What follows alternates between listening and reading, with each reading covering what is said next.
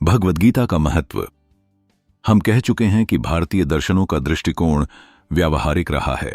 भगवद गीता को पढ़ने पर भारतीय मस्तिष्क की यह विशेषता और भी स्पष्ट हो जाती है। जिस किसी ने भगवद गीता को एक बार भी पढ़ा है, वह भारतीयों पर व्यवहार शास्त्र में अभिरुचि न रखने का अभियोग कभी नहीं लगा सकता। जैसी व्यावहारिक समस्या अर्जुन के सामने उपस्थित हुई थी, वैसी कर्तव्य की कठिनाइयां बहुत से देशों में धर्मप्राण मनुष्यों के हृदय में उठी होंगी।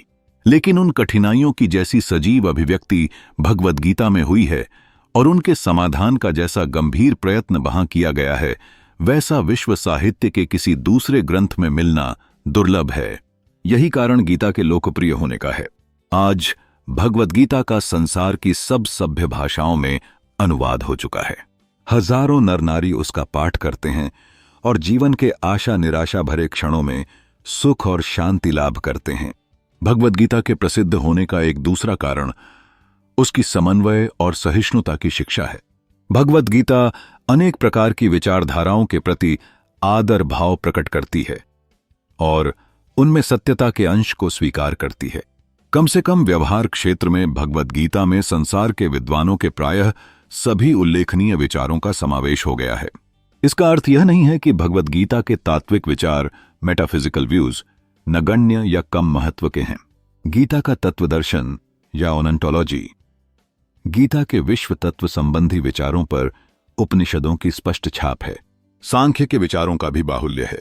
गीता और उपनिषदों में मुख्य भेद यही है कि जबकि उपनिषदों में ब्रह्म के निर्गुण रूप को प्रधानता दी गई है, गीता में सगुण ब्रह्म को श्रेष्ठ ठहराया गया है। ब्रह्म के निर्गुण स्वरूप को भी गीता मानती है।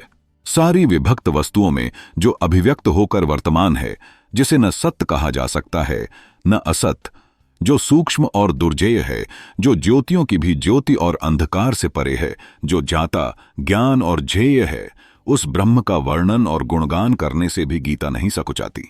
परंतु उसका अनुराग सगुण ब्रह्म में ही अधिक है, जिससे ब्रह्म सूत्र के शब्दों में सारे जगत की उत्पत्ति और स्थिति होती है और जिसमें प्रलय काल में समस्त संसार जय हो जाता है।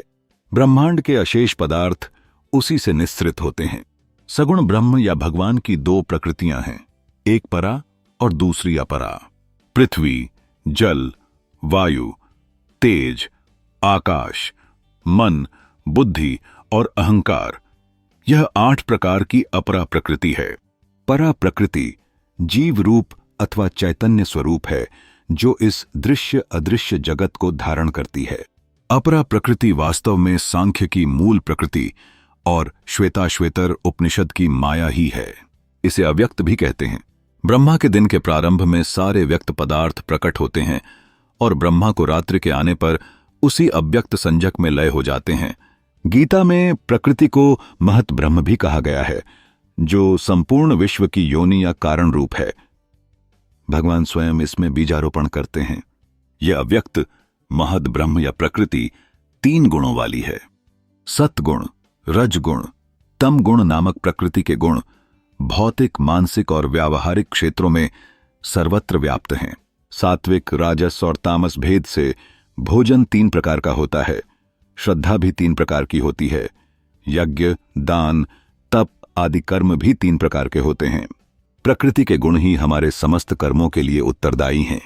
प्रकृति ही वास्तविक कर्त्री है। अहंकार के वश होकर ही हम अपने आप को कर्ता मानते हैं। इस अव्यक्त से भी परे एक पदार्थ है, जो स्वयं अव्यक्त और सनातन है, जो सब भूत वर्गों का नाश हो जाने पर भी नष्ट नहीं होता। इसे अक्षर कहते हैं। सब भूतों को क्षर, परिवर्तनशील सत्ता कहते हैं और कूटस्थ को अक्षर, अपरिवर्तनशील सत्ता कहते हैं। उत्तम पुरुष इन दोनों से भिन्न है, जिसे परमात्मा कहा गया है, जो अव्यय ईश्वर तीनों लोकों को व्याप्त करके उनका भरण पोषण करता है। भगवान ही संसार की सब वस्तुओं का एकमात्र अवलंबन है। उनमें सब कुछ पिरोया हुआ है। मयि सर्वमिदं प्रोतम। उन्हीं से सब कुछ प्रवर्तित होता है। मतः सर्वे प्रवर्तते। भगवद गीता के 10वें अध्याय में तथा 7वें और 9वें अध्यायों के कुछ स्थलों में भगवान की विभूतियों का वर्णन है। संसार के सत्य असत्य सभी पदार्थ भगवान ही हैं। पृथ्वी में मैं गंध हूं और सूर्य व चंद्रमा में मैं ही प्रकाश हूं। मैं सब भूतों का जीवन हूं और तपस्वियों का तप मैं हूं। मैं ही क्रतु हूं, मैं ही यज्ञ हूं, मैं स्वधा हूं, मैं ही औषधियां हूं। मंत्र, आज्ञ, अग्नि और हव्य पदार्थ मैं ही हूं। संसार को गति, भर्ता, प्रभु, साक्षी निवास स्थान, सुहृद, उत्पत्ति, प्रजय, आधार और अविनाशी बीज भी मैं ही हूं। मैं सब भूतों के भीतर स्थित हूं। मैं उनका आदि, अंत और मध्य हूं। आदित्यों में मैं विष्णु हूं, ज्योतियों में मैं सूर्य हूं, मरुदगणों में मरीचि मैं हूं और नक्षत्रों में चंद्रमा मैं हूं। अक्षरों में अकार मैं हूं, समासों में द्वंद्व मैं हूं। मैं अक्षय काल हूं। मैं सबको धारण करने वाला विश्वतोमुख मैं हूं। मैं सबका हरण करने वाली मृत्यु मैं हूं। मैं भविष्य के पदार्थों की उत्पत्ति हूं। मैं ही स्त्रियों की कीर्ति, श्री, वाणी, स्मृति, बुद्धि, धैर्य और सहनशीलता हूं।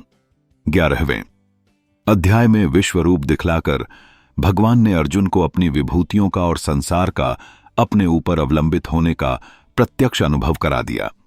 साथ ही उन्होंने अर्जुन को यह उपदेश भी दिया कि उसे अपने को भगवान के ऊपर छोड़कर उन्हीं की उद्देश्य पूर्ति के लिए कर्म करना चाहिए। इस प्रकार गीता ने अपने तत्व दर्शन में सांख्यों के प्रकृतिवाद, उपनिषदों के ब्रह्मवाद और भागवतों के ईश्वरवाद तीनों का समन्वय कर दिया है।